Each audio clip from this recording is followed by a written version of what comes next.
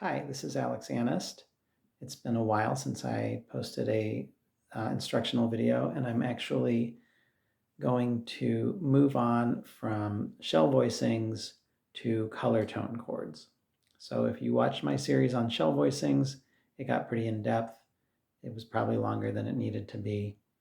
Essentially, you know that you can build 3-note chords using like the root, the seventh, and the third, or the root, the third, and the seventh.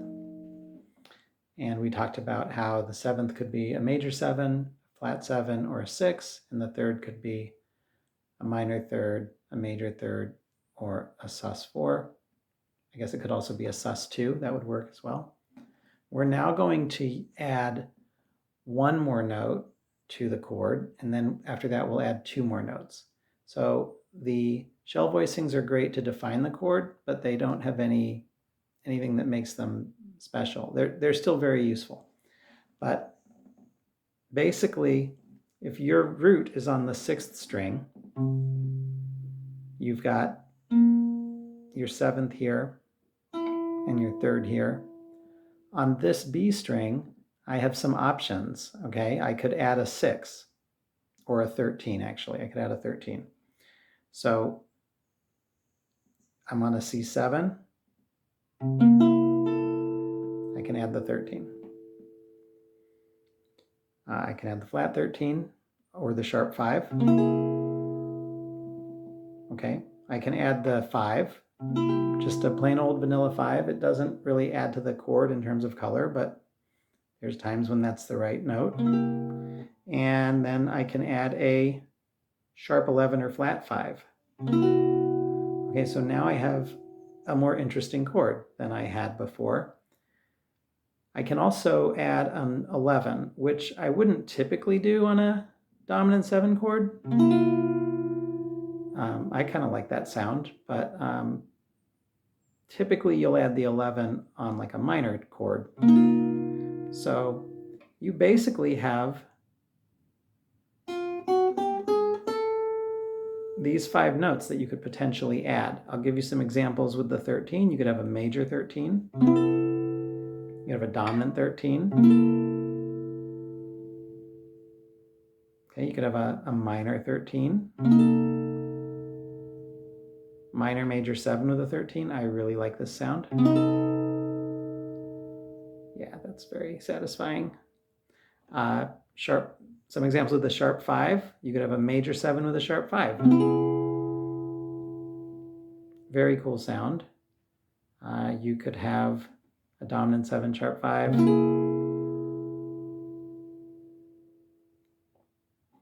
Obviously with the 5th, you have anything, like you could have a minor major 7, right? Minor 7, minor 6. And with the flat 5, you get major 7 flat 5. You get dominant 7 flat 5. Maybe a major 6 with a sharp 11. Minor major 7, flat 5. Yes, that's a chord that you can use. It's kind of a substitution for a diminished chord. Here's a diminished chord now, right? I've got a root, a flat 3, a flat 5, and a diminished 7 or a 6. Minor 7, flat 5. Right? So lots of options. Minor major 7 with an 11. You can see that by adding this extra string in, we get a lot more possibilities. There's no 9th available on this string if we're using this shape, okay? So we can add an 11 or a 13. We can't add both.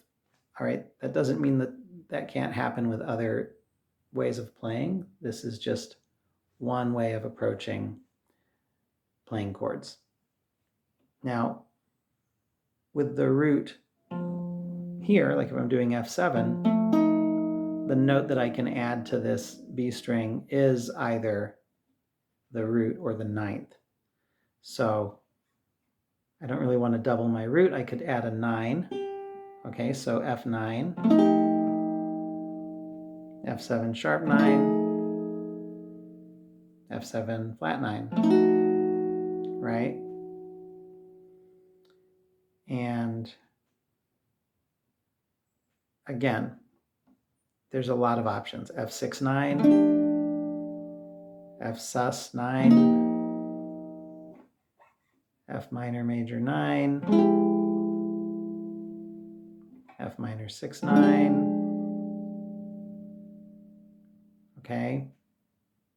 If I could do an F minor 6 and just double the root. Again, I wouldn't typically do that, but there might be times when I would do that. So now you have the ability to get some interesting voice leading. So you might do, like, if you're doing just a basic 2-5-1, okay, in E flat. So I could do F minor 9 to B flat 7 with a sharp 5 to D flat major 9, or E flat major 9, my apologies, right?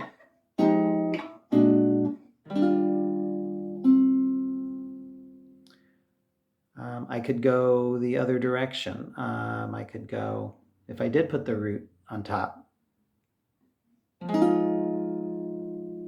maybe I would move this fifth. Maybe I'd make it a flat 5.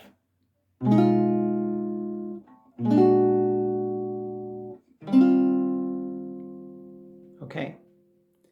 So you have a lot more options in terms of sounds. If you're doing like a series of dominant chords, one thing that's very cool about dominant chords, these 3 notes here, like say I'm doing an F7 sharp 9. Well, these 3 notes are also the same 3 notes for a B13. So I could do a series of dominants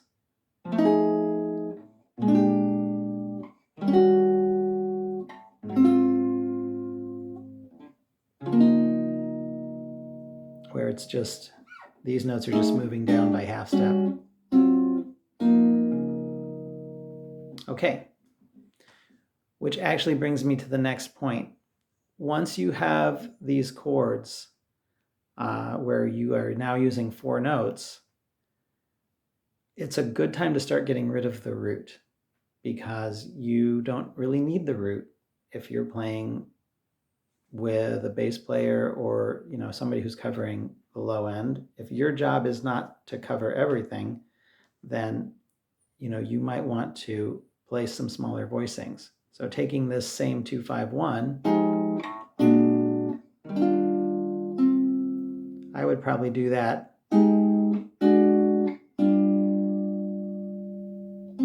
Okay, I'm not playing the root anymore. So let's just take, again, I was using body and soul before. I can now add the 9 here. Sharp 5 here. I'm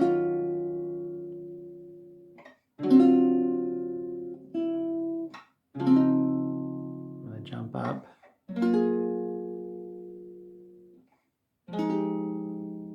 Might do that.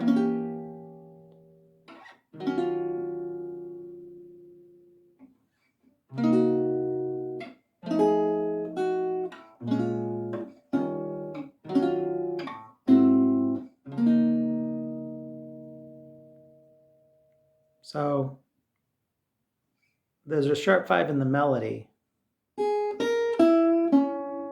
at the end there, right? So that's why I picked this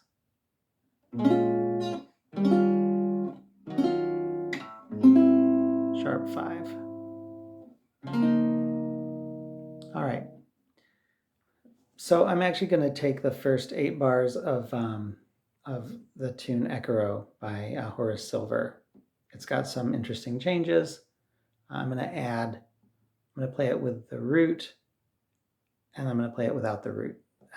So D flat major 7, G flat 7, D flat major 7, G7, G flat major 7. So that's that with just shell chords. If I add some color, I can add a 13. That should be a dominant 9, sorry.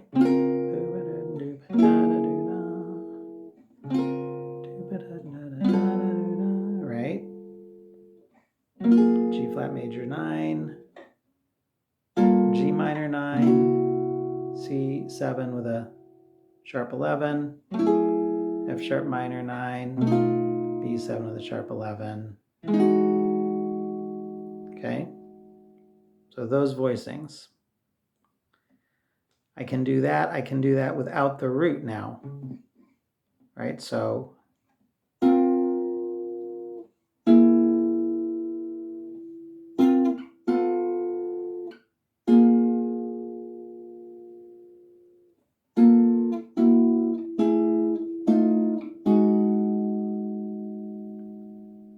okay, basic idea here is that now we have some interesting chord shapes that don't use the root. Again, D flat major 9, G flat 9, back to that G flat major 9. I probably wouldn't really go back to that exact same voicing. You know,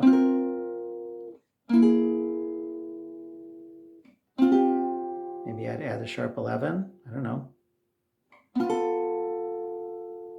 There's the G9, G flat major 9.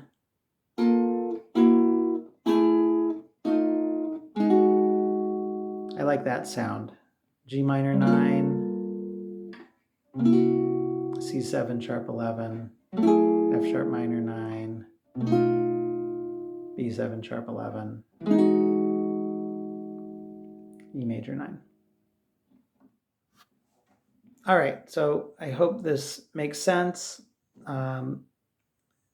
Just remember the goal here is to, at this point with these chords, we're still playing the 3rd and 7th that define the chord, and then we're adding one bit of color, okay? Couple of things if you want to get advanced. You could take one of these shapes through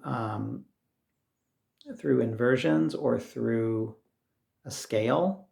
So for example, let's say I'm doing like a G major 7 sharp 11 sound. I could actually just move this through like a Lydian scale. So I've just moved everything up one note. And then I can keep moving everything up one note. Okay. I might use all of these voicings as a G, you know, major 7 sharp 11 if I'm going to be on that chord for a minute. You know, this one's got the root, the 5 and the sharp 11. This one has the 9, the 5 and the 13. 3, 6 major 7, right? What would be next? Sharp 11. Ooh, that's cool. Okay, so these are just some of the options that I might have. Did I end up with a D major chord? I must have done something wrong. I'm doing stuff wrong all the time. So there you go. You can get more creative than just these shell chord voicing or just these color tone voicings, but you know, this is a good starting point for coming up with some chords that aren't super vanilla. All right, thanks for listening to my super long video.